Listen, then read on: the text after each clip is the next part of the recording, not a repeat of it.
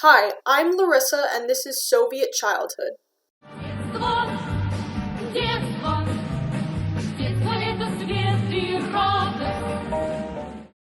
Today we'll explore how daily life was affected by Stalin's campaign to industrialize the Soviet Union and transform the countryside.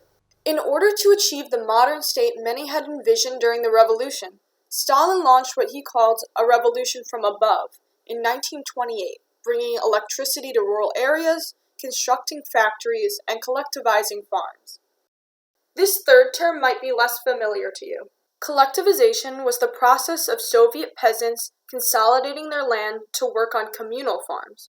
These peasants are heading off to the kolkhoz, or the collective farm, where they did not receive salaries but a share of what was produced. Notice how this young boy is watching in awe of the new agricultural equipment brought to his village. New technology was used to incentivize peasants to join the collective farm. However, not every peasant was willing to give up their private property.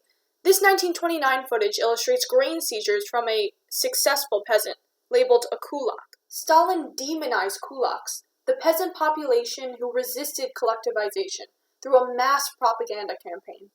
Kulaks were depicted as village exploiters.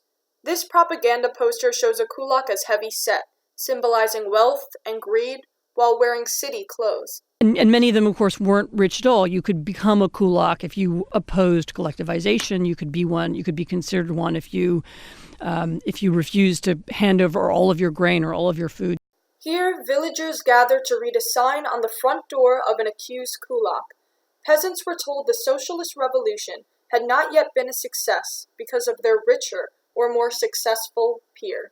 The dehumanization of kulaks led to what Stalin referred to as the liquidation of the kulak class, removing peasants from their villages to be re-educated through forced labor.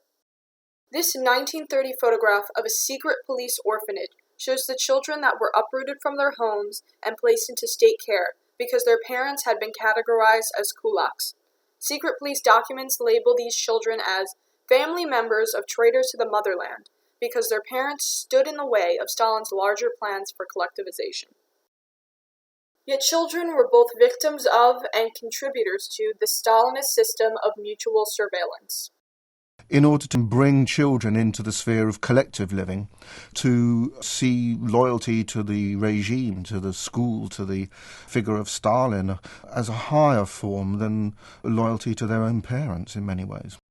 Olia Balikina became a national symbol of a devoted Soviet child after she wrote a letter to the local newspaper denouncing the traitors in her life, including her father for hoarding grain from his kolkhoz.